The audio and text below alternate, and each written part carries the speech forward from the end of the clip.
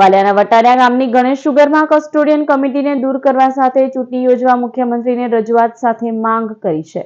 વાલિયા સરકારી આગેવાન અને વટારિયા ગામની ગણેશ શુગરના પૂર્વ ચેરમેન સંદીપ માંગરોલાએ મુખ્યમંત્રીને પત્ર લખી રજૂઆત કરી છે, જેમાં જણાવ્યા અનુસાર શ્રી ગણેશ ખાંડ ઉદ્યોગ સહકારી મંડળી લિમિટેડ વટારિયાની કસ્ટોડિયન કમિટીને ગેરકાયદેસર રીતે 3 વર્ષથી ચાલુ રાખવામાં આવી છે.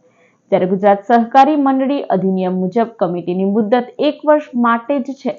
કમિટીના કાર્યકાળ દરમિયાન સંસ્થાના વહીવટમાં ભારે ગડબડ અંગે સંસ્થાના અને ખેડૂતો દ્વારા રજૂઆત કરવામાં આવી છે. પિલાણ ક્ષમતા 7 લાખ ટન હોવા છતાં પિલાણમાં સતત ઘટાડો જોવા મળી રહ્યો છે. ચાલુ સિઝનમાં પિલાણ માત્ર 2 લાખ ટન સુધી પણ પહોંચી શકે તેમ નથી. આ ઉપરાંત રિકવરી પણ 8% આસપાસ નીચી છે, જે ચિંતાનો વિષય છે તેવા આક્ષેપ કરવામાં આવ્યા હતા.